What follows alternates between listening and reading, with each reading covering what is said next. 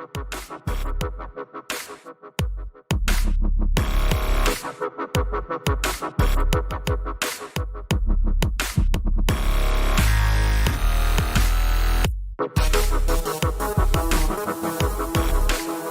by the sound of violence. You know, other sports are delighted. They're beyond delighted because it's not them. How many offenders in other sports are like scooting by like limbo under the bar right now? Don't know. But the red light district of sports, combat sports, they're just glad to take it on the chin. That was the one thing that one selling point that the bald one had. Hey, we're not like boxing. We don't have a lot of ex-cons. No, we have a lot of active criminals.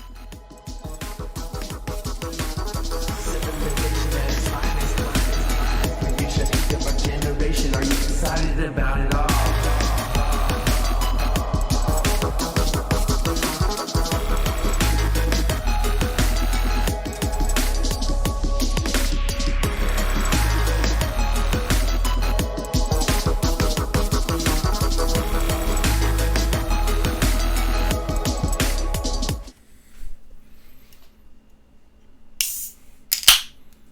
All right, everyone, we're back. Yeah, we are.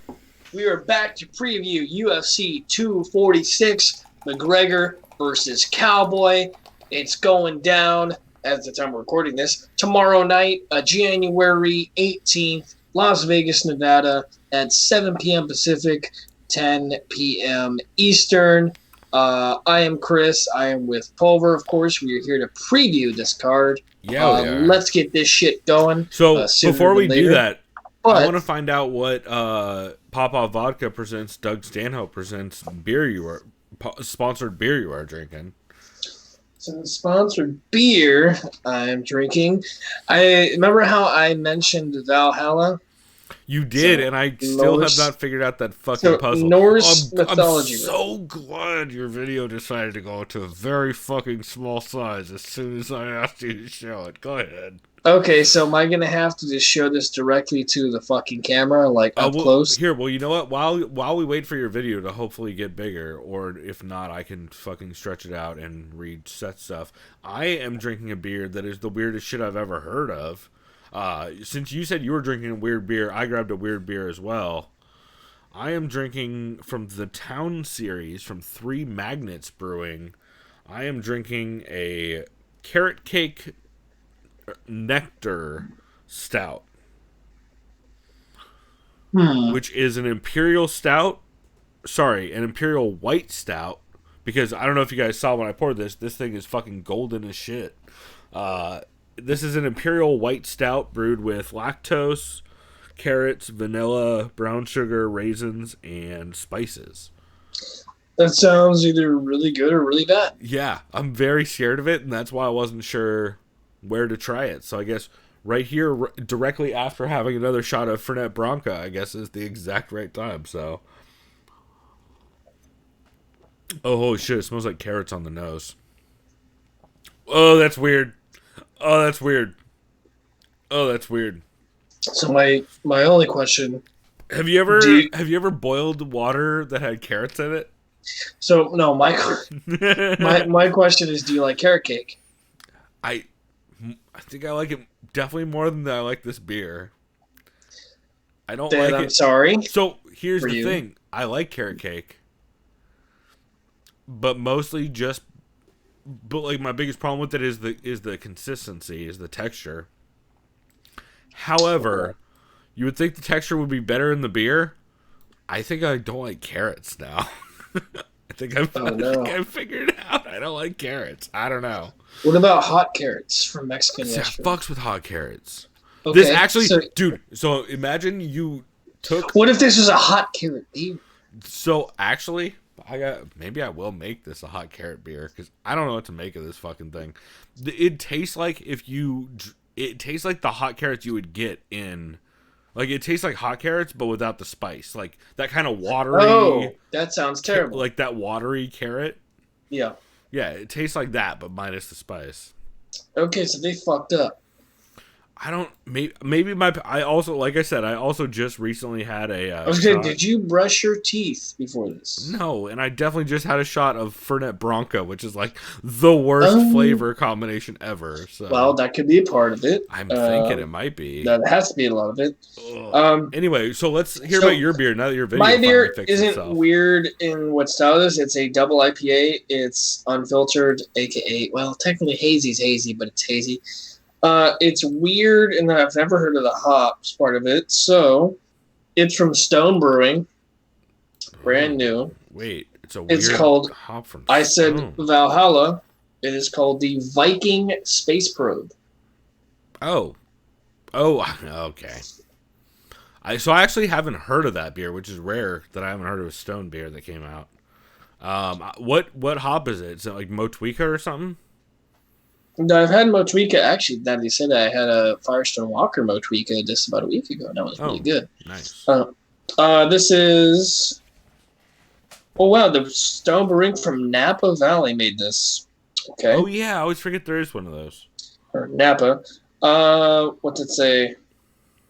Ella and Citra. That's it. I just haven't heard of Ella. Huh. Yeah. This is really good, though. 8.5%. I should pour it in a glass, but dude, just looking in the bottle, hazy as fuck. It's like a fucking milkshake in here, yeah. Basically. And this is good though, man. This is really good. And yeah, Valhalla, because Viking, Norse mythology, the Vikings worship the Norse gods. That was my clue. Well, and also the Viking Space Probe is an actual thing that was sent out, right? Oh, really? Yeah. I mean, isn't the Viking Space Probe like an actual satellite that was sent out? I guess that would make sense. Let me guess, it was by like Scandinavian. No, I want to say that was the one that was sent to look for Mars. Yeah. Oh. The Viking program consisted of a pair of American space probes sent to Mars, Viking 1 and Viking 2. Oh, cool. Well, then you know what? That makes it more interesting. Shouts out to the Weird Things podcast for being the only fucking reason why I know that. Oh, your fucking video will not stop changing sizes, and I love it. It says brewed and bottled by Stoneburn, Escondido, California, and Richmond, Virginia. Duh. So, makes sense. Indeed. Well, now that I've changed your video for the 6th time, the size of it, I think we got that figured. So, why don't we break down this card? First off, I'd like to acknowledge how happy I am that they're letting Holly Holm and Raquel Pennington headline a pay-per-view for UFC 246. I really, really believe that they deserve it after that first fight they had. The first time they fought, I watched it in PB. I had $25 on Raquel Pennington. I think she actually won that fight. But we'll get into that when we get to the main fight of the card. But, Chris, why don't we go ahead and you want to start us off with from the bottom? See, I'm glad you said that because I got something in store for you later that you're definitely going to enjoy. So the first fight of the night, we have a women's flyweight bout between the Colombian queen, Sabina Matzo, and I'm probably going to say that wrong every time, don't care, versus American fighter J.J. Aldrich. Sabina, last time we saw her, was a unanimous victory over American fighter Shayna Dobson in August of last year. Yeah, she kickboxed the fuck out of it. She kneed the fuck out of Shayna Dobson. Last time we saw J.J. Aldrich, she had a win over San Diego's own, or Alliance's own, Lauren Mueller, last October of 2019. A unanimous victory. So it's like boxer versus kickboxer, right? Not really. It's kickboxer versus Muay Thai specialist. Macy Barber is mostly a kickboxer. Or you mean Aldrich? Sorry, Aldrich. You're right. I'm looking at Macy Barber and talking about Aldrich. Yeah, no, you're right. Boxer versus versus Muay Thai specialist.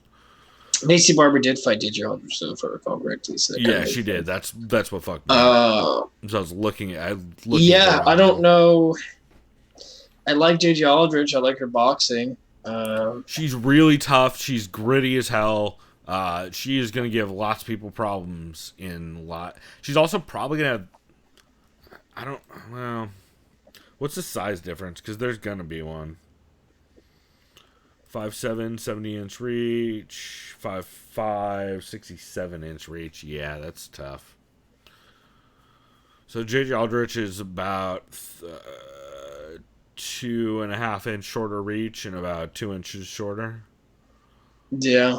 I think I'm gonna go Aldrich decision. Really? You think she's just gonna be able to pick her apart from the outside and stay out of the clinch? Yeah.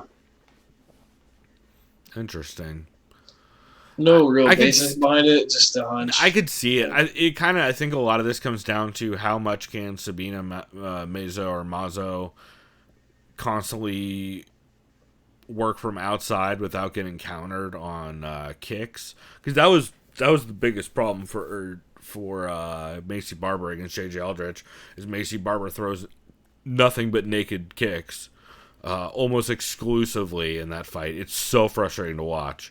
And JJ Aldrich just steps through every single fucking time and throws a 2-piece combination or a 3-piece combination and lands all of it. But then just gets blasted on a straight counter. So, yeah, I think a lot of this fight's going to end up in the clinch. And I don't think JJ Aldrich is going to be big enough to stop that. Also, JJ Aldrich's style is not... Well, she's good at pot shot. Like, she can pick people apart from outside, but I don't know that she's good at just sticking and then exiting consistently. Like, she definitely got caught. She was able to exit the clinch against Macy Barber, but again, it was a lot of just kind of pushing to get out of it. And I think against someone as talented as Sabina Mazo in the clinch, I think that's going to be trouble. I think she's probably going to end up getting pieced apart with knees and elbows. So I'm going to take Mazo probably via decision because JJ Aldrich is tough as fucking nails. And also, I don't know how Sabina's cardio is going to look in the third round, especially against someone who can really hang in there. She was just beating the shit out of Shayna Dobson when they fought. So I'm gonna lean Mazo, but I would not be surprised to see Aldrich step in with hard counters and give her some problems. And I hope it's a fight. I hope. I know. You hope it's a fight. Well, good news, Chris. I think it will be.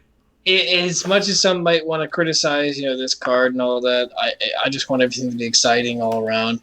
Let me go ahead and look up the odds for you here. I honestly think this card is like kind of underrated for how like fun a lot of these matchups are. Like, there's not a huge name value in most of them, but there's a lot of fun fights that are on tap. They moved the fucking Brian Kelleher Ode Osborne fight to the main card instead of Andre Fili Sadiq Youssef or Drew Dober Nazareth Hawkbar. Yeah, I would have done What the the Fili fuck? Youssef. That's a I would have done Dober questionable decision Yeah. by Yeah, UFC brass. That's The odds for this fight: JJ Aldrich versus Sabina Matzo. We have JJ Aldrich a minus 128 to a plus 104. So take that as you will. I could see that. Definitely, well, I mean, way more UFC experience, bigger show experience in general. Sabina is only at, I think, the one fight in the UFC. Maybe she's had a couple. No, she's had two. Yeah. She had the Marina Moroz decision loss, which I think she won. Another thing that's interesting. Oh, before we. Actually, yeah. Do you have the odds? Oh no, you just said odds. You had decision for JJ, right? Yeah, I'm going decision. Cool. One thing to note from last year, I did a little bit of Italian, and god damn it, Chris, are we really close? So for our totals for 2019, I went 328, 216, and 2. You went 319, 225, and 2. Yeah. We were off by what was it? I think 9. Well, didn't we do it last year and I beat you by like literally 1? Yeah, it's always super close. So I thought that was fun. Also, I mean, our we do okay on picks. I don't know that we're gonna cover every UFC card this year. Like, if there's a better card, on the same weekend, I say we just do that. Yeah, like the boxing match. Yeah, I don't know about boxing match, but if they're like Bellator card or a Ryzen or a one card that's better, I'd be happy to cover that. Invicta. Yeah. Plus, it'd be cool to just like, because a lot of these UFC cards, like some of these like Russia fucking cards that they've been putting on. Boy. Anyway, On to the next one. We got some heavyweights in some heavyweight fight. Light heavyweights. Ex heavyweight. Yeah, almost heavyweights. Not Justin quite. Ledet was a heavyweight, so. Yeah, we got. Speaking of which, 2 American fighters. One of them, Justin El Blanco Ledet, who's a record of 9 wins, 2 losses. Last time we saw him, he damn near got murdered via illegal soccer kick by Johnny Walker.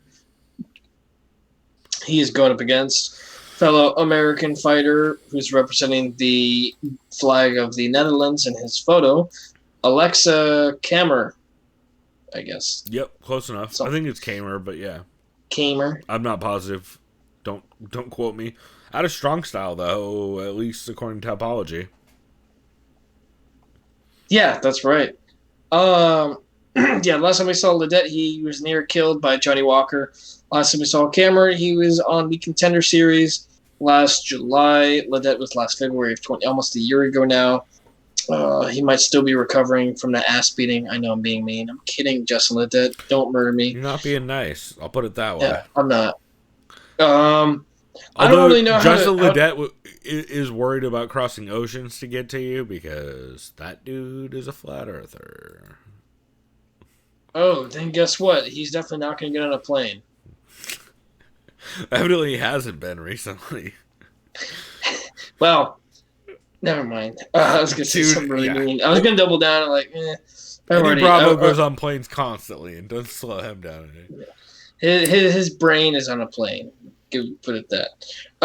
Alexa Kammer, I don't know what to think of this guy. I don't even remember him fighting because I am a lazy person who... Contender Series?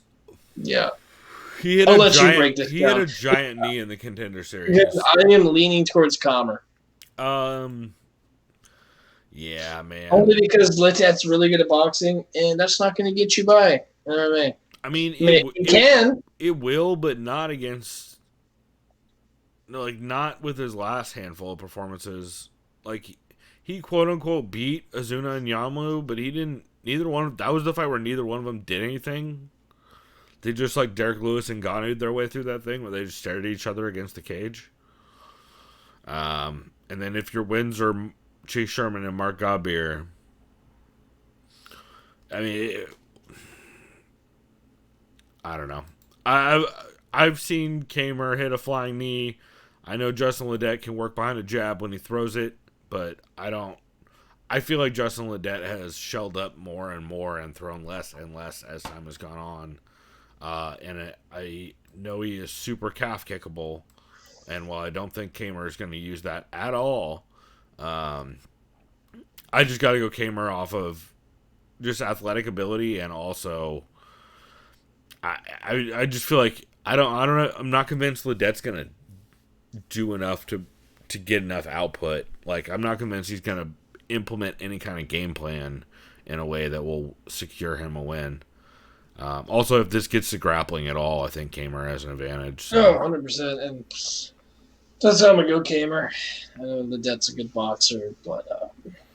yeah. Kamer does have a bunch of early finishes, though. I just can't put too much stock in Ledet from what I've seen from him. Yeah, I'm probably going to take Kamer probably via TKO second, I guess. I don't like that pick. I'm going to go decision. Yeah, I'll do the same. I'll go Kamer decision. The odds, for those who give a fuck. Kamer's a minus 122 to plus 102 of Ledet. Yeah, a lot of these are pretty pick'em. This fucking beer is so weird, dude. I wish I could hand this to you through the screen. It's so don't weird. torture yourself. No, it's not even... I'm not even convinced it's bad. It tastes so much like fresh carrots that, number one, it's upsetting. But then also there's you would expect it to be sweet, right? Yeah. It's not sweet. It's maybe it's about as sweet as say I don't know, a Budweiser or something like that, which is fairly sweet. Like regular light beers or not light beers, but regular macro beers, pretty sweet. I feel like it's about that level, which I would expect it to be way sweeter.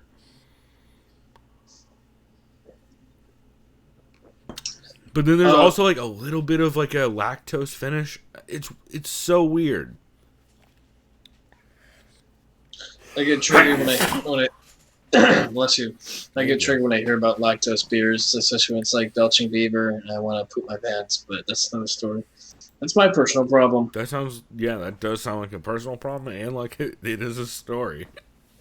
It was almost a story. I'll say that. Next up, we have a men's lightweight bout between German fighter and AKA Kelvin Gastelum.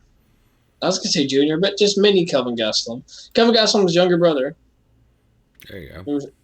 Is he actually? Yeah, he's definitely his younger brother. Nasrat Haqparast, record of 11 wins, 2 losses, going up against American fighter Drew Dober, a scrappy veteran. Last time we saw the German fighter Nasrat Haqparast, he had a nice victory over Joaquim Silva with an overhand left in the beginning of round 2 last August. Good knockout victory. This dude seems to be able to do everything pretty well. Drew Dober, though, however, is not an easy out by any means. Last time we saw him, he down near murdered Marco Polo Reyes a minute into the first round with a nasty left cross last June. I am leaning Nasrat Haqparast. Shouts to Sheamus. But not by a lot. I feel like this will be closer than some people anticipate.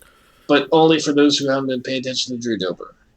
Yeah, I feel like you summed that up real I well. am going Nasrat, but I think this goes decision because Dober's a tough son of a gun.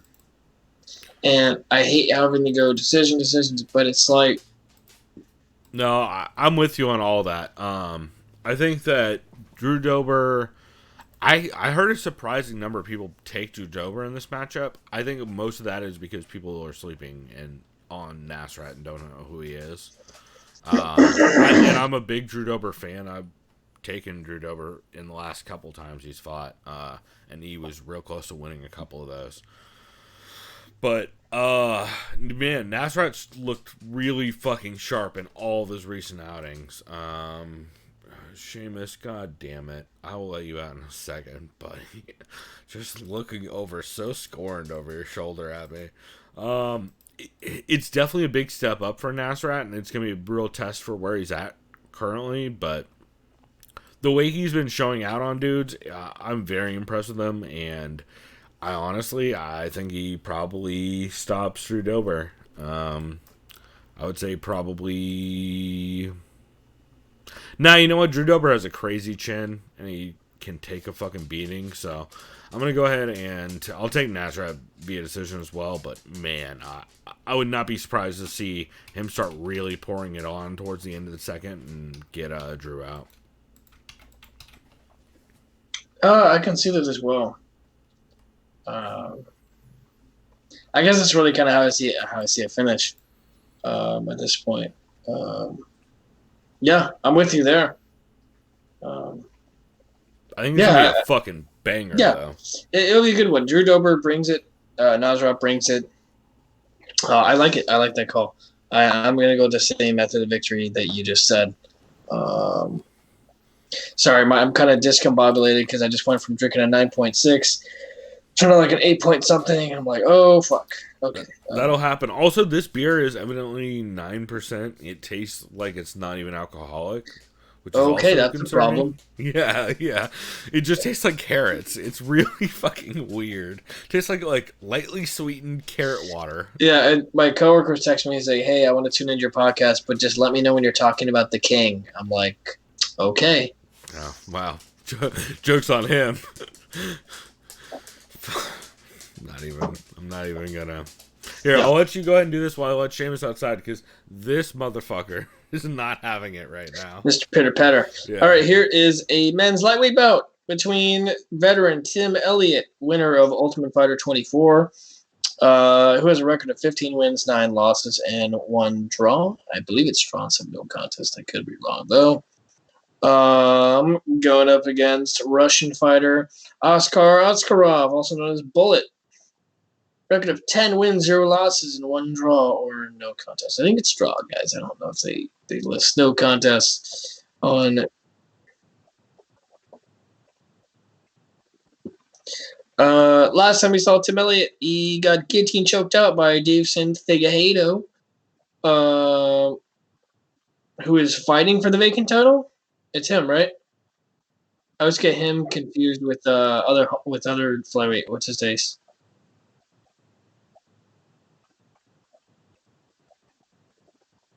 It's not the other guy. The guy that. Oh, I'm thinking of Jussier Formiga. No, it's definitely Davison Figueiredo. I always get him and Figueiredo confused every time, and they just fought each other. Yeah, yeah.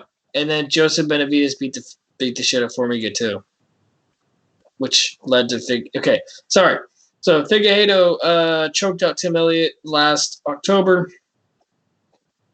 But Tim Elliott also choked out Mark De La Rosa. Oh, fuck, that was like 2 years before that. Oh, Tim Elliott had some time off. That's right. Okay. Yes. So the important thing is he's fighting rising. Well, I was gonna say prospect, but everyone in flyweight at this point is a contender. Let's be real. Askarov. Spoiler: I think this guy's winning this fight. This dude is choking everyone the fuck out and punching everyone the fuck out. This dude is nasty. Is he from Dagestan? Maybe. No. Well, that's just says he's born in Russia. That's all you need to know.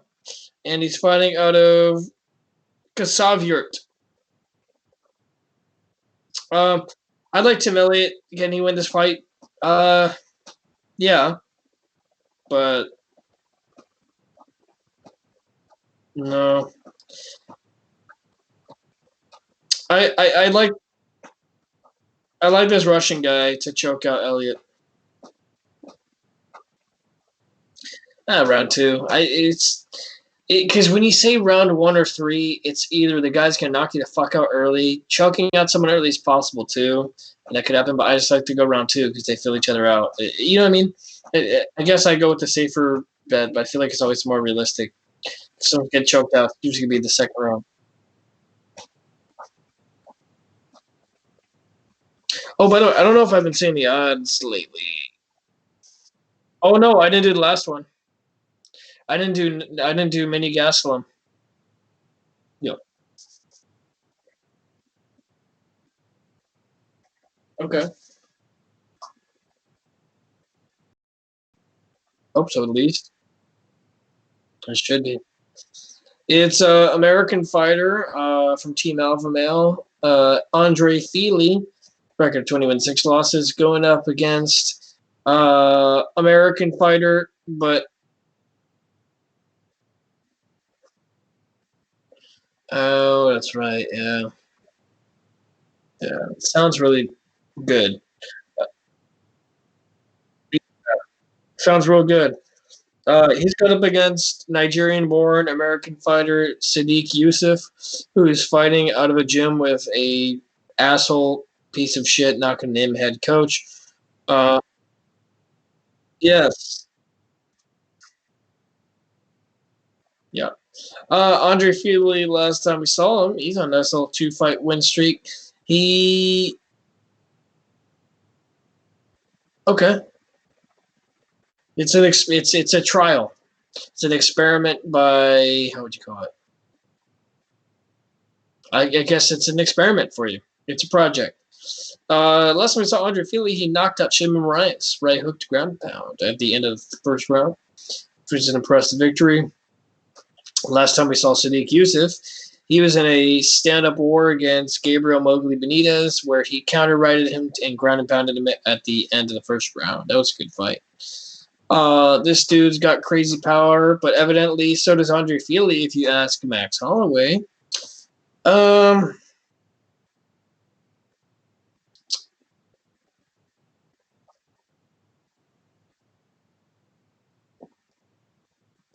I think I'm going to go Sadiq Yusuf in this one. And I'm going knockout. Yeah, He's got crazy power. I've been flipping back and forth on this one quite a bit. Man, a lot of it comes down to, can Feely kind of start getting any kind of game going against Sadiq without just getting absolutely blasted, or just getting out consistently pressured and outworked. I think for Andre to win this, he has to start being able to throw out long combos with throwaway strikes in the middle, working behind a jab.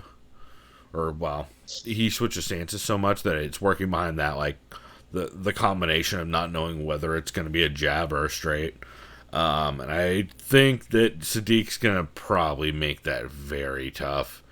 Sadiq is real good at finding distance and pressuring, and I'm guessing you would figure he probably works a decent amount with long guys like James Vick, considering they're buddies. And with that being the case, I feel like a guy like Andre Fili is exactly the kind of dude that could get a kick or a jab followed and get absolutely smashed. I'm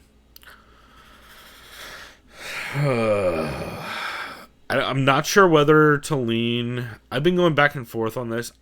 Early on, I was liking Fili. So I thought, especially with the calf kicks, like Fili's really slick with that when he works it. But I don't know that he's going to be able to consistently work that game without getting clipped on counters. So I'm leaning Sadiq. I don't know. Are you leaning KO, or because you got Sadiq too, right? I was thinking KO. Yeah, I've been going back and forth. I don't know decision. how Sadiq's scrambling is or takedown defense. That's the thing. Well, his scrambling and his takedown defense are good. We haven't really seen much of him because Fili's he's been wrestling a lot more lately. Well, that's the thing, and we haven't seen a lot of Sadiq off his back, and Fili is very high level grappler. So if Sadiq does get stuck on bottom, that gets super interesting quickly. I think I'm still going. I'm gonna change the decision. I think about it. Yeah, I think that's probably the way I'm gonna go as well. Because I think unless Fili really walks himself into something, while in the middle of a long combo or while trying to just get inside after getting clipped, I think Sadiq probably just because of the grappling level of Fili, I think he might try and stay a little bit tighter and not extend as much. The odds for those who give a shit. Sadiq's got to be a little bit of a favorite, right? Sadiq Youssef is a minus 141 to plus 117 of Andre Fili. Yeah, that sounds about right to me. This next fight is a fight that I'm probably not going to watch, but not because I think I'll still be at work. Yeah, so we got Macy, the future barber, up against my cousin, Roxanne Modafferi. I anticipate someone Barber. Call Roman and get Roxy to go bowling because we need to. Cousin, we need to go bowling. I anticipate Barber just absolutely blasting Roxanne on the feet, and Roxy. The big question is, can she get Barber to the ground? Yep. And can she get her on bottom on the ground? Yeah, and get the dominant position where Roxy's on bottom, I think she gets fucked up. Yeah, because Barber's ground and pound is good from that. She's pretty nasty from everywhere. I don't know. Barber should win this fight, and I'm picking her. I don't like going against family and all that. It is what it is. It's not a good pick. Say this: I am happy Roxanne is not fighting Shevchenko. Well, then you mean the other one? Well, no, because she beat the other one, right? That's what I mean. Is the other Shevchenko. Yeah. Oh, the other one. Yes. Yeah. No, I don't want to see my cousin's head decapitated into the fucking front row. Be a head kick. So, shout out to Jessica I. How you doing? I have no idea how she's doing, but hopefully her head regrows back on her shoulders. So she's fighting soon. I heard her on a podcast recently. It was good. Good for her. Nope, I lied. That was Fitz and a Fighter. Well, but she does have a fight already made. All right. But yeah. Oh yeah, that was our episode of the year that I fucked up on and forgot to add to the list of episode of the year. All good. Yeah. Yeah, Barber should win this Barber, fight. you got a method? I'd say TKO round 3, just because Rockhand's tough as shit. Okay.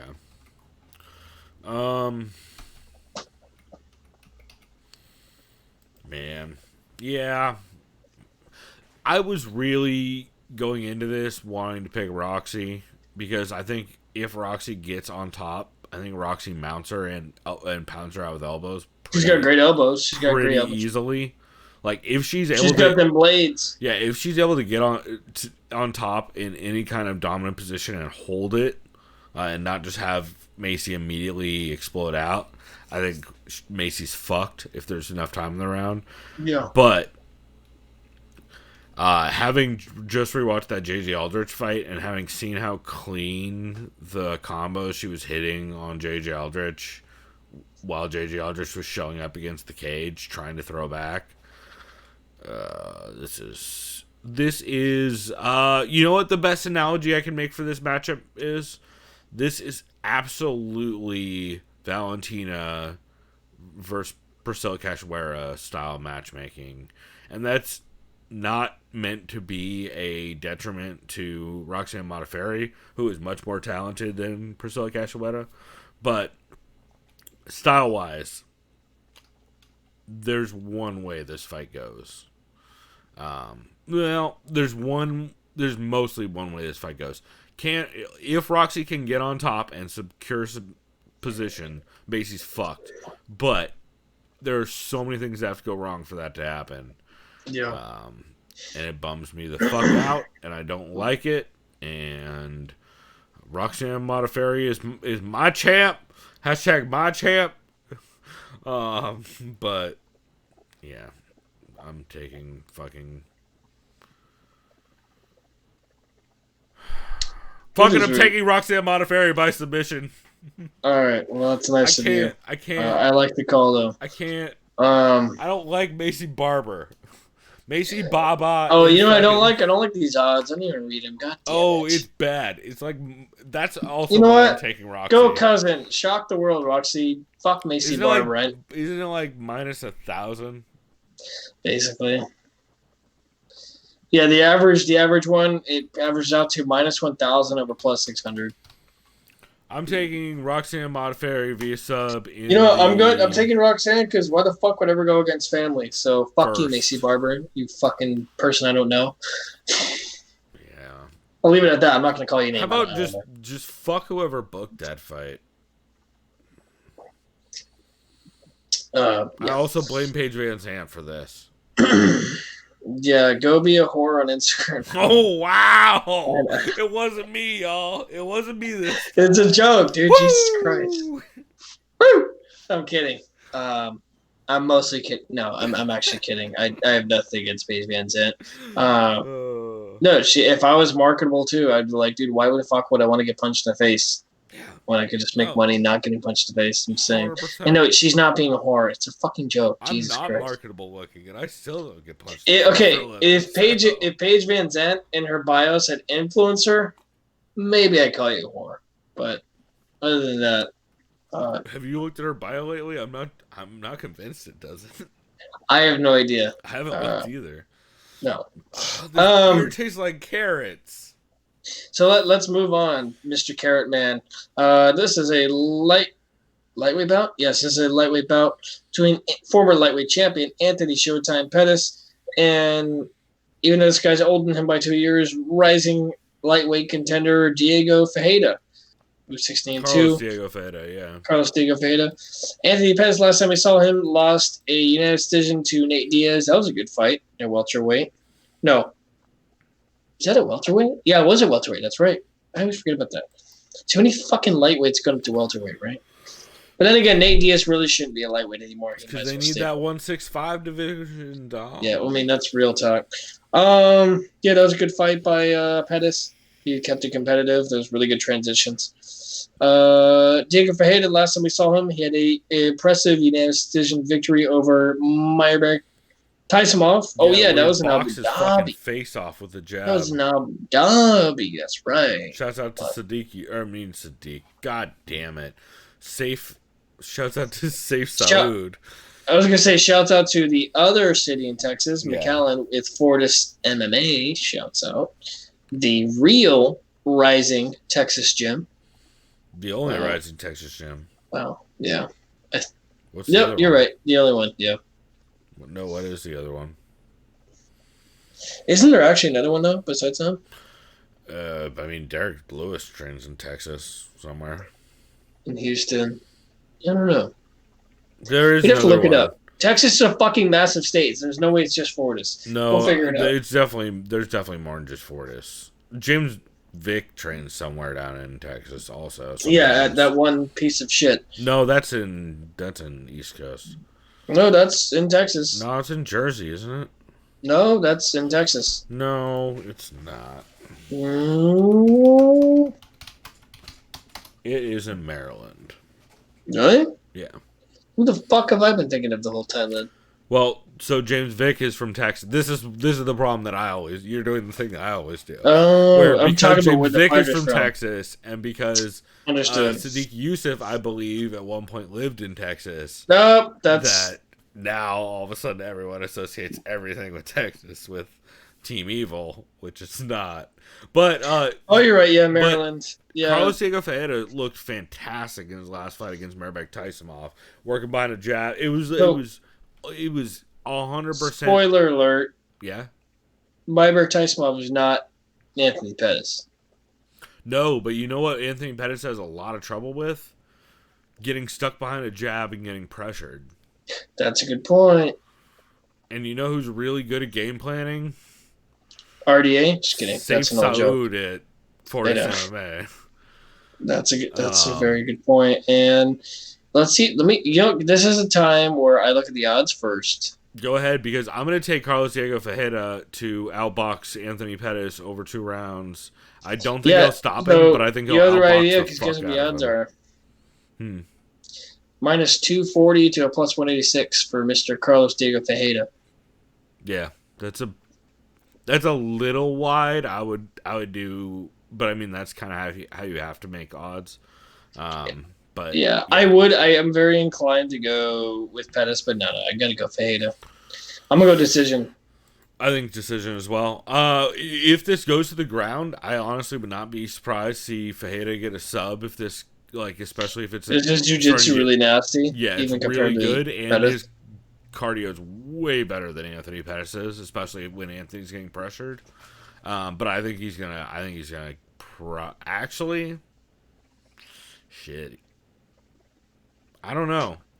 You know what? I'm gonna go decision, but I would not be surprised to see a late TKO in the second or third. Just because I think he's 100% going to work behind a jab and use his footwork to cut off the cage, and Anthony Pettis is going to get stuck again with his back on the cage and get eaten apart. Because that is one thing that Safe is so fucking good. I mean, look, the Uriah Hall, the most recent Uriah Hall performance is the best example of it, where a dude just worked behind a jab and absolutely just walked him down, used footwork and pot shotted him. So, yeah, I got Carlos Diego Ferreira via decision. And I already told you the odds on that. I got Ferreira via decision as well. Yup. Let's move forward. Next one, we got Beers. Actually, okay, so updates on the Cara beers. I am finally starting to get like a little bit of a cheesecake sweetness on the end, but it still just tastes like fucking Cara water. Keep going. Next up, we have a men's bantamweight bout between Ode Osborne, You got it. the Jamaican sensation, the American Congratulations, fighter. you're the only one to say that right this week. Well, no, I heard like 2 other people do it. TJ did it, and What did they say? somebody else. Ode? Yeah, everybody said it like it's "Ode Dirty Bastard" or like they're about to write an ode to a friend. Okay. Yeah, exactly. Fellow American fighter Brian Boom Keller is fighting Ode. As I say, I almost said Ode. Jesus. Ode Osborne. You almost just fucked me up right there. Yeah, I'll admit I have not seen Ode Osborne fight. You might have because Contender Series. Okay, so there's a 50% chance I saw him fight. Yeah, 0% recollection though. Never. That'd be too easy, right? Last time he fought was July 16th of 2019. He armbarred Armando Villarreal at the end of the first round. That's impressive. With like 20 seconds to spare. Yep. Brian Keller, last time we saw him, he's a little two-fight skid. Last time we saw him fight, he got darts choked out by Montel Jackson, not the shitty actor, TV actor. Oh, wow, that was December 29th. The famous Jet? Just what? That was a sweet famous Jet Jackson reference that you missed. I did. Yeah. Also, obviously, it's not that guy because he killed himself. See, I didn't know that. So now it's just like, wow. So you just told me a joke they missed, and now it's That's depressing. why it's not on Disney Plus. You want to know why Hey, spoiler alert, listeners! You want to know why famous Jet Jackson's not on Disney Plus? He killed himself. Well, guess what? You know what? You could probably look up, Chris, how many other former Disney people killed themselves. All of them. It's probably a long list. Give them enough time. Yeah. Raven's going down eventually. Oh, you know what happened to Orlando Jackson? The guy who was on That's So Raven? He became like a fucking heroin junkie. Checks out. Yeah. And then, who else was it? If I could think of the only Disney person that wasn't on a Disney show that actually made it okay, I think it was Justin Timberlake. For the most part. Probably Ben Matthews is alright. Ben Savage Matthews. That's his fucking TV name. Who the fuck is that? Fucking Corey Matthews. What about God Jonathan Taylor Thomas? Oh, he's definitely sucking dick for speed right now. 100%. Hey, at least he's still got the middle honest part. Work, right? 100%. He's still got the middle part. He's just following Tim Allen around and blowing all the junkies who's selling coke to. I just remember he was in that movie I'll Be Home for Christmas, where he's a good college student and he gets to bang Jessica Biel. I must have. But it's a Disney movie, so they don't really acknowledge that part. Oh yeah, I remember that kind of the Once Upon a Star era of Disney. Yeah, like, we know you wants to fuck, but yeah. Oh, and that's his body language the entire time. And since he's a Disney kid, he had some blow on set, at least on the side. He's enabled for sure. He's a Disney kid. Not that matters. Sorry, now I'm getting into some rabbit hole. I was going to say, we would so O'Day Osborne, that sounds like a fun documentary series, though. To be fair, O'Day Osborne does sound like someone from a Disney series, so. Sounds like a Spider-Man villain, like a Norman Osborn that son. As well, yeah. Or Ozzy's forgotten kid. There you go. Yeah. O'Day! Sharon! Right. There's some kid playing fucking... Generals gather at their head. Exactly.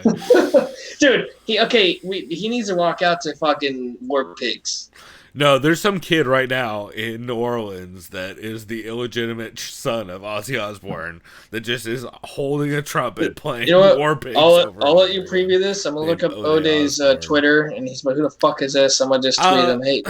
I mean, the problem I have with this matchup is O'Day Osborne is built a lot like Montel Jackson, and he was just basically absolutely smashing his opponent from the outside. Brian Keller has the huge experience advantage in this, and I would not be surprised to see him use that advantage. I just don't know how well he's going to be able to handle the size difference because it's significant. Brian Kelleher is 5'6" with this 84-inch reach. Wait, 64-inch reach. 64. 5'6" with the 64-inch reach. O'Day Osborne is 5'7", the 72-inch reach. That's a fucking 8-inch difference in reach. That's pretty goddamn significant.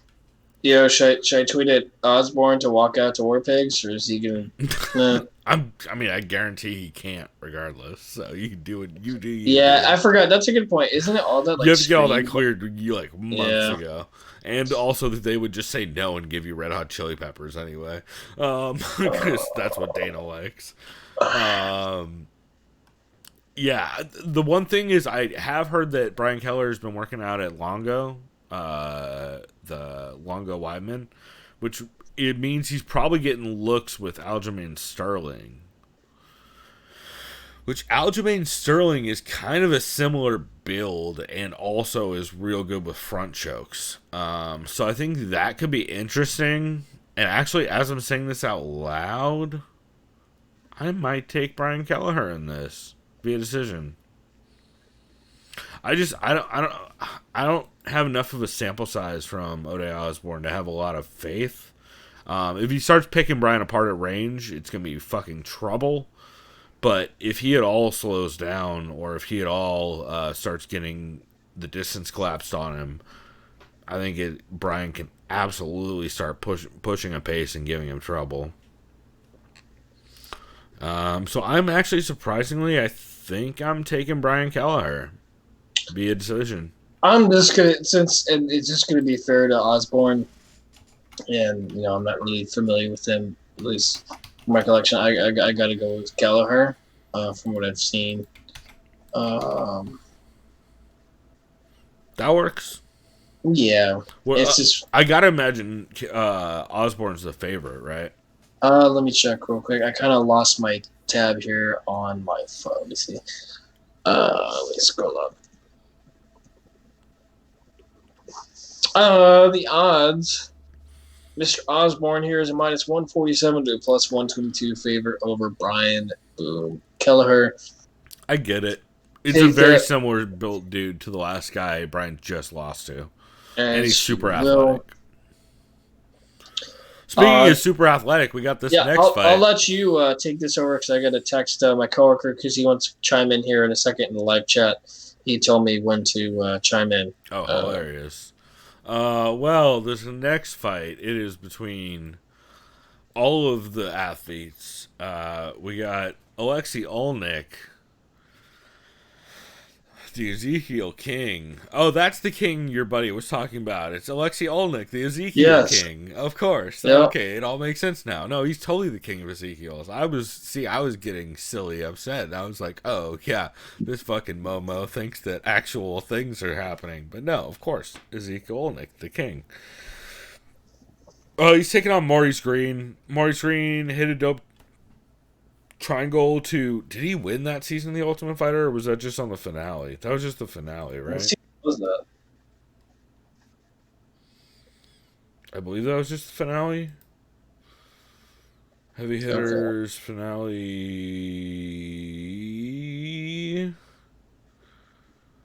Yes, because Justin Frazier and... Right, Maurice Green came back to sub the same dude he lost to. Is that right? Is that how that went? How did that go? What is happening? Where is Maurice Green? What you been doing, y'all? Looks like... Oh, no, you know what? It was Batista. That's who I'm thinking of. That he subbed with the triangle. That's right. He beat Drew Albino, too. Yeah, it was on the finale, but he lost the time before to a similar type dude. Yeah. Man, I mean, this comes down to, can Alexei Olnik Ezekiel choke a motherfucker or not, right? Yeah. You know what? I'm going to say yes. You're going to say yes, he can? Fuck it. That's my prediction. Don't care. No, I think you're probably not wrong. Yeah, that's it. Fuck it. Olenek by Ezekiel choke, round 2. Why not? Yeah. I mean... And that's mostly the beer talking, but... Honestly, I've kind of been going back and forth on this one also. I'm not really convinced on either one of their... I'm not convinced that Maurice Green won't just end up in half guard on bottom and then Olenek won't just step over and catch a sub.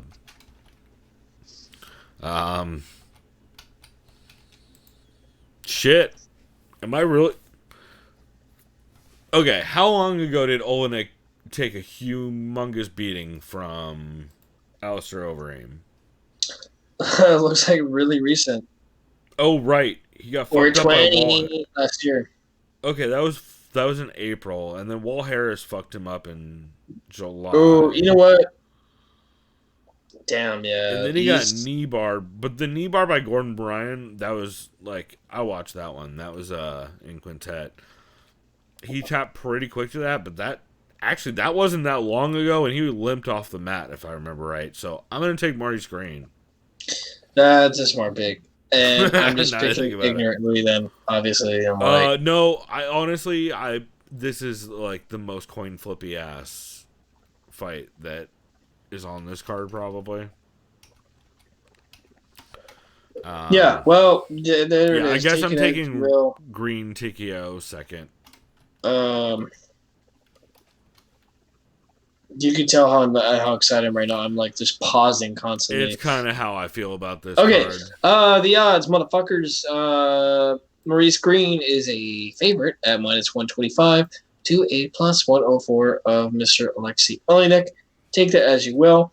Here we are, the co-main event of the evening. Oh, what do you mean? This is the main event of the evening. The highlight. This is where I take over and you just watch. No, wait. That's after this one. This is my main event of the evening. Sure. Then let's let you preview this. I'm so excited, Chris. Because you were so convinced that, and not that I don't necessarily disagree with you, because I also thought Rocky won the first fight. I guess because she did win the first fight. How fucking dare you, sir? Well, see, I fucking just baited you, but I also agreed with you at the same time. So you technically can't disagree with me because I never said Holly won. See how I did that? I just got an emotional reaction from you. Anyways, now it's your turn because this is your main event. I'll let you take it away. This is the main event of the evening. Holly Holm is taking on Raquel Pennington in the rematch from the time when Raquel Pennington AKA, if Holly Holm wins this fight, she gets another title shot. AKA, wink, wink. If Holly Holm loses this fight, she also might get a title shot. Yes. Shouts out to Kyle Steele, I believe it was, on oh fuck, what's the name of the new show I talked about earlier? Off the Chain, Off the Rails, Off the fuck. What's the name of the show I talked about like an hour ago? Here, I'll pull it up. I got it. Anyway, yes, Kyle this time around. I gotta imagine that Raquel Pennington is absolutely. I expect her to be the more, not only consistently improved out of the two, but also the one to game plan better going into this. I think it's just going to be Holm being tentative as shit. Maybe not as much so as she was against, say, Nunes. But, like, about as much as she was in the first Raquel Pennington fight. I mean, he's a fucking counter-striker. You get... Yeah. You can just... I don't know what to say. Like, I'm so excited for this fight. I actually am excited for it. I'm excited to see what the rematch looks like. I'm curious to see whether Rocky tries to push her into clinch and work from there, which she did really well especially in the later parts of that first one, or whether she decides to play at range with Holly and try and just constantly stuff her with counter right hands, which Holly is always open to. But I'm actually pretty excited about it. But I heard rumors that there's some kind of fucking fairy tale fight that happens at the end of this card. So I'll do you some like fucking fairy tale ass people. Let me give you the odds on this fight, and then I will do due diligence for you and take over. And you can put earplugs in your ears. So I'm gonna go have a piss break while you. Why don't you go take a shot? Actually, don't. You know what? I will take a shot. Yeah, you will. I'm gonna do a piss break. So. It'll be fun. So the odds, real quick. Holly Holm is a -133 to a +111 over Rocky Pennington. This next fight we have. Wait, did you have a method on Holm Pennington? It's decision for sure. It's obviously, but you're going Pennington or Holm? Pennington, 100%. Okay, yeah, I'm going the same. So this brings us to the main. While you talk about the fairy tale fight of the evening, I'll be back. You got the King is back, Conor McGregor, the notorious Conor McGregor, going up against Donald Cowboy Cerrone. Just to let you know, McGregor is the king as far as like bringing attention to the sport. I don't necessarily consider him a king of anything except for a king of making money, pay-per-view points. Other than that, but no, on a real note, last time we saw Donald Cerrone if I recall correctly, he got knocked out by Justin Gaethje in a lightweight bout in the nearly very beginning of the first round. Justin Gaethje's a massive problem. There was rumors that he and Conor were supposed to fight. Someone turned it down. I don't think Gaethje would turn that down by any stretch of the imagination. Conor McGregor, for the better half of the past 18 months, right? Year and a half, has been battling legal issues, cases of alleged sexual assault. That's what I'm going to leave it at. What have you, one of those things was dropped. Doesn't matter. I'm not here to talk about that. I'm here to talk about him back in the octagon. That's when I care about Conor McGregor. I care about him as a fighter. I care about him when he's in the octagon. He is back. The last time we saw Conor McGregor, he lost pretty convincingly to the undisputed lightweight champion Khabib Nurmagomedov via neck crank in the fourth round. McGregor in that fight, styles make matchups. He's a counterpuncher. He's more or less a boxer / occasional kickboxer with underrated takedown defense. He shined in some moments, even though he also had a lot of moments where he egregiously fucking grabbed the fence, kneed Khabib. I'm not there to talk about that fight. That doesn't matter. I know it's easy to kind of talk about that fight because it's the last time we saw McGregor. Doesn't matter. He got dominated, by Khabib. That's not what matters. He's here to fight Cowboy. Last time we saw Cowboy Cerrone, like I said, he was finished. I think he was finished his last two fights. He lost to Gaethje, and then he lost to Tony Ferguson. So why is this fight at 170, if you ask me? And shouts out to Jack. Oh, what's up? Oh, my coworker. Here we go, baby. What's up, Jack? What'd you say? Conor destroys Kebab. No, dude, call him Kebab in the next fight. Remember, I have $50 on that against you, my friend. I think that's $50 that I can be seeing if that fight ever comes to fruition. Anyways, that's not the point. See, I'm getting distracted, you guys. It's all this fucking energy up in here. But yeah, as far as how this fight breaks down technically, Conor, he's a counterpuncher. He's more or less a boxer with good takedown defense, decent scrambling. Going up against Cowboy Cerrone. This is his 50th pro fight, which is fucking insane, and Cowboy's never missed weight. Cowboy is a kickboxer for the most part. Cowboy's a guy who kind of doesn't really kind of rush in early, doesn't really get going to the second or third round, which could be problematic in this fight because McGregor is a guy who gets it going, puts that shit into fucking fifth gear once when that fucking starting bell rings.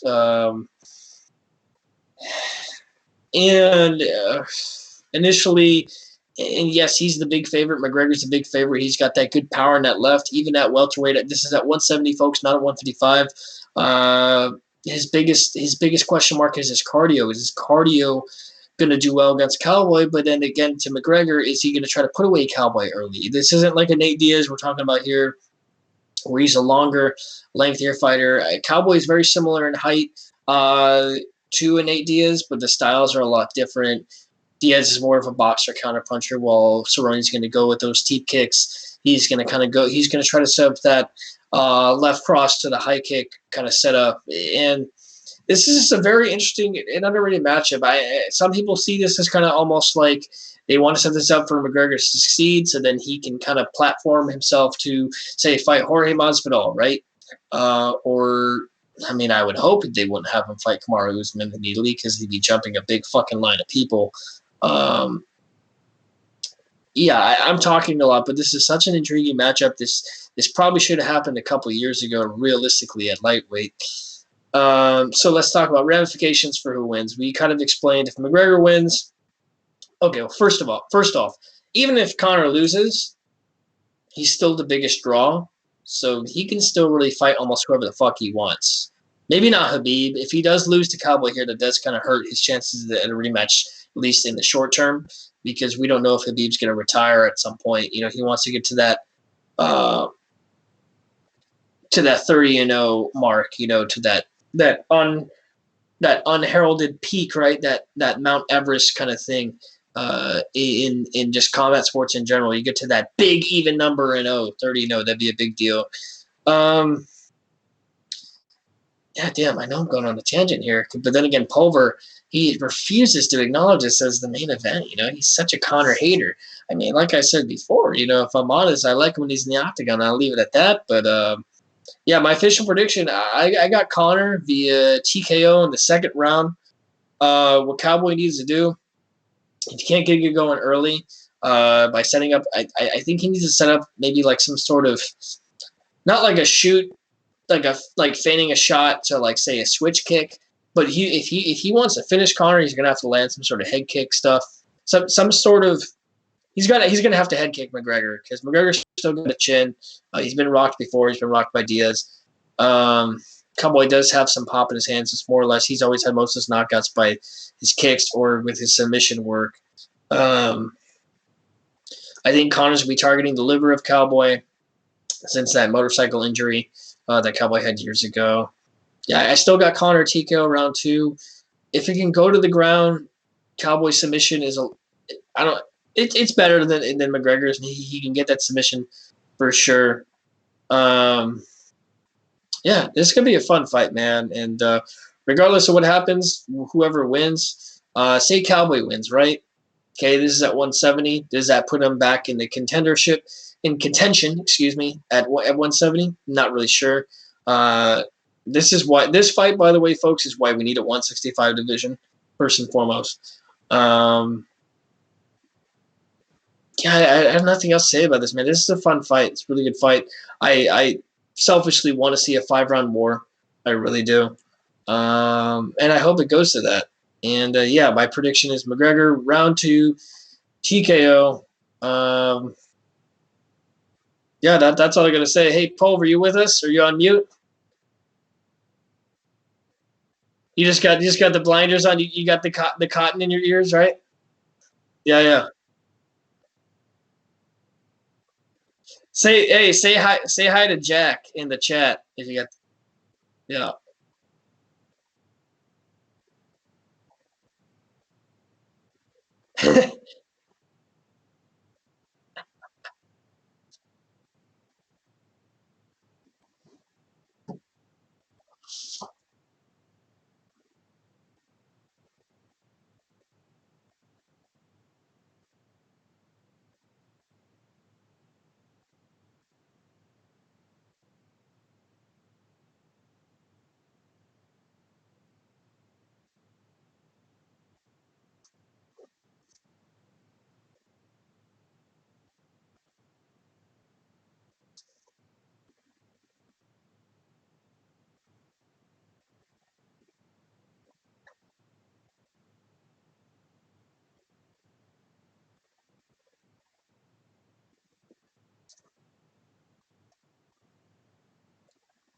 Um,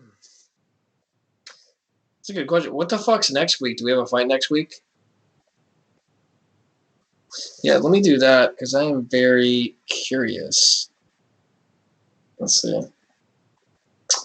Let's go to Tapology here, ladies and gentlemen. Let's see. So next week we have UFC Fight Night Raleigh. Okay. In North Carolina. Curtis Blades versus Junior Dos Santos. Oh, wow. You also have Rafael Dos Anjos and Michael Chiesa. It's got Angie Hill. Ooh, Darko Stosic, Mr. Baby Eater.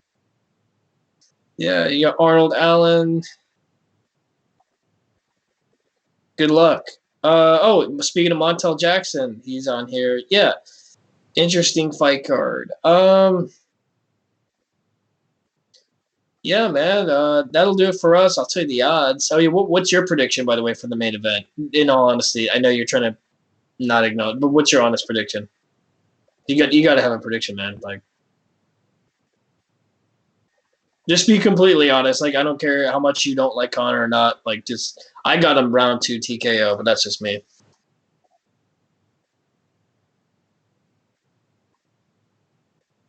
In the third, what kind of sub do you think?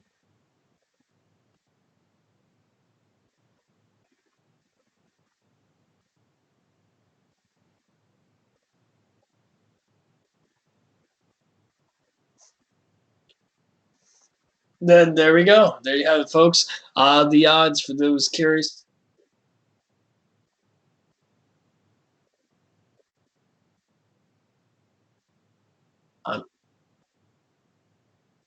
I mean,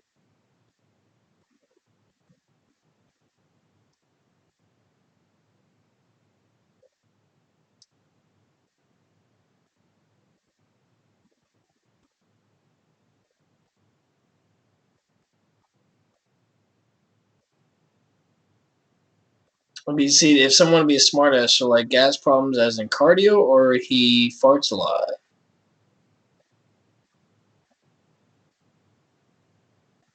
I mean, yes, but also I don't intake lactose. So I don't fart a lot. See, because I avoid that. And that's when you're like, touche, Mr. Clever. Anyways, that doesn't matter. It actually makes no sense. That's not even relevant to this. Why are we talking about people shitting their pants and farting? Yeah. Yeah. Anyways, the odds. McGregor, if I look at this in the average, he is a minus, I'll say 320 to a plus 245 of Cowboy. Yeah.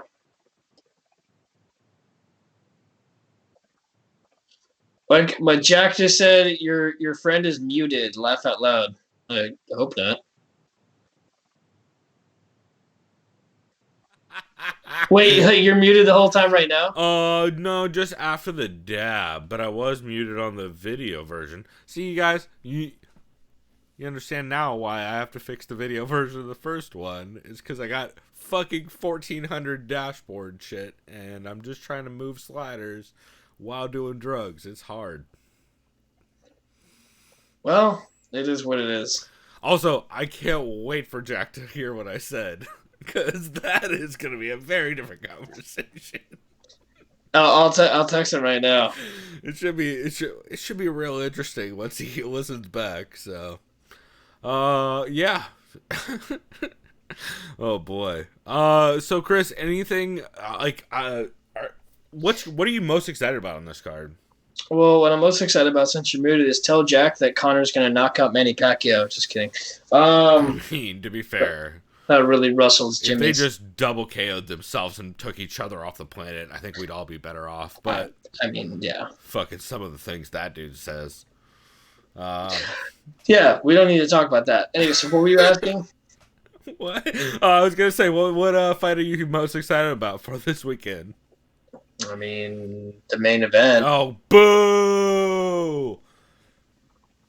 No, besides that, I really like Nasrat Haqparast and Drew Dober. Yeah. And I really like Andre Fili and Sadiq Youssef. Yeah, those are my Twitter fair fire. fights.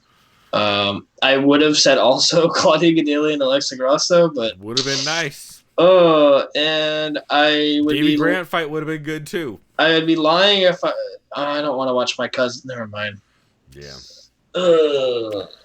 Yeah, I'm actually very genuinely. I know I'm make it sound like I'm joking. I'm actually very excited to see the Holly Holm Raquel Pennington rematch. Yeah, it's interesting. I'm still so bitter over the fact that I lost $25 on a fight that Raquel Pennington won, and I can't wait to see the redemption. So to be fair, you've lost money when going against Home. I remember I've lost a lot of. I remember when I was with you when she beat Ronda, dude. That look on your face was like, "Fuck!" He just lost all that money. I'm like, no, dang. It wasn't even that much money. It was just like I had so many easy parlays that already hit all the everything parts. lined up, right? Like that kind of thing. Yeah, that makes sense. Yeah. Yeah, that makes sense. Yeah, that makes sense.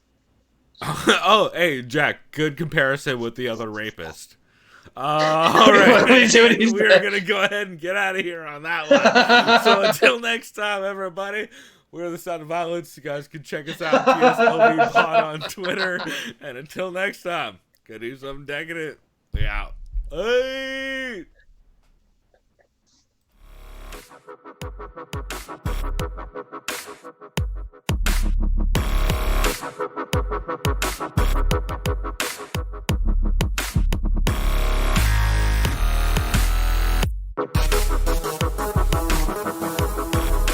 Liked by the Sound of Violence.